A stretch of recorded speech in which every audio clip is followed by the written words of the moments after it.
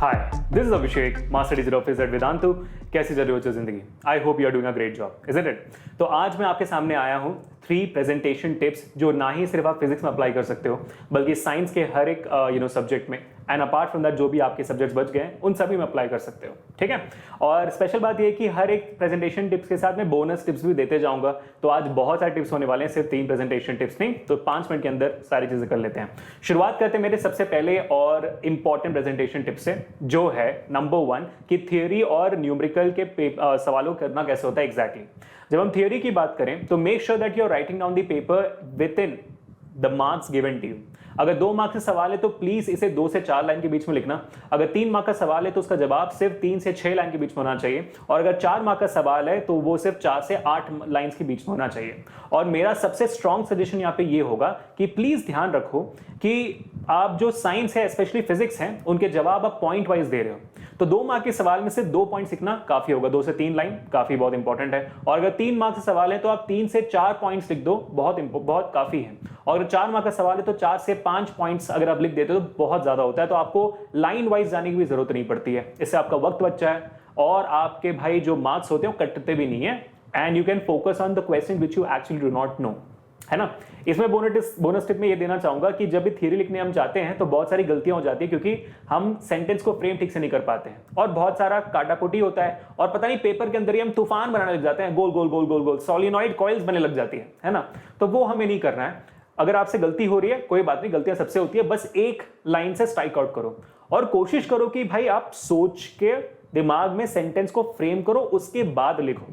ठीक है, पहले ही जल्दबाजी मत लिखो। आई अंडरस्टैंड कि वक्त नहीं मिलेगा, लेकिन पॉइंट वाइज लिखने लगोगे तो वक्त बहुत मिल जाएगा, और पहले पेज में काटापुटी ना हो, इसका पूरा ध्यान देना। अब जब हम न्यूमेरिकल्स की बात करते हैं, न्यूमेरिकल्स में भी फॉर्मूला लिखकर उसमें इनपुट्स डालकर उसके स्टेप बाय स्टेप करना बहुत जरूरी होता है।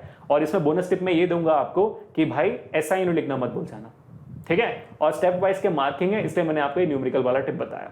अब आगे बढ़ते हैं तो द प्रेजेंटेशन टिप नंबर 2 बहुत इंपॉर्टेंट है मेरे लिए, डायग्राम्स।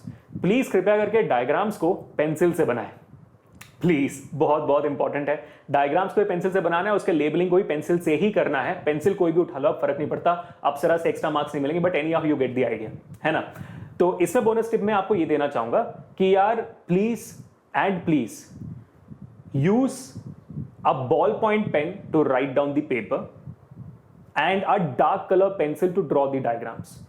बॉल पॉइंट पेन क्यों? क्योंकि भाई आपके पेपर्स करेक्शंस के लिए बहुत जगहों पर जाते हैं, पानी वानी गिर गया तो मजा आ जाएगा, जेल पेन पिघल कर निकल जाएगा, है ना। तो just make sure that you using a ball point पर और any pen which offers you water proofing. And pencil का इस्तेमाल इसलिए ताकि आपके डायग्राम्स क्लियरली दिखे, क्योंकि एग्जामिनेशन वाले आपके पेपर कब साइन करें पता नहीं, बहुत सारे पेंसिल थोड़ा सा पेड ऑफ हो जाते हैं कुछ वक्त के बाद, है ना। That was the tip. Now moving to the tip number 3 and very very important, जब भी बच्चे पेपर लिखते हैं जल्दबाजी में क्वेश्चंस के बीच में स्पेस देना भूल जाते हैं। एक क्वेश्चन की इमीडिएटली बाद दूसरा क्वेश्चन, एग्जामिनर समझ नहीं पाता कि भाई पैराग्राफ स्टार्ट हो रहा है दूसरे पहले सवाल का कि दूसरा क्वेश्चन स्टार्ट हो रहा है।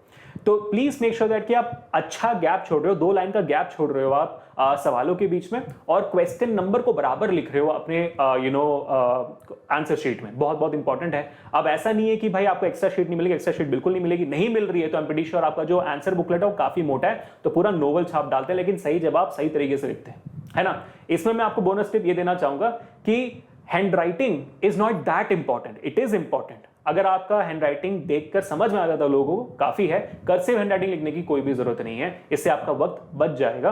Please make sure of that, ठीक है। बस पढ़ने लायक हो इतना कर लो मेरे बच्चों, काफी है, ठीक है। So these were the tips from my side today. I really hope this made sense to all of you guys.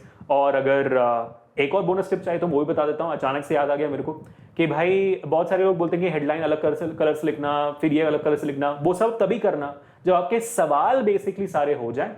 उसके बाद अगर आपके पास वक्त बच जाए तो फिर आंसर में ही इंपॉर्टेंट वर्ड्स को हाईलाइट करना बाय अंडरलाइनिंग देम, वो सब आप जब चाहे करो, लेकिन अगर सारे सवाल अटेम्प्ट हो जाए उसके बाद, तो सजावटी जो भी चीजें हैं वो आप एंड में करना, स्टार्टिंग में नहीं, वरना वक्त मिलेगा नहीं एंड में, ठीक है। चलिए मिलते हैं नेक्स्ट सेशन में। Until this Abhishek signing off. All the best people, जॉब कोडो, पीस।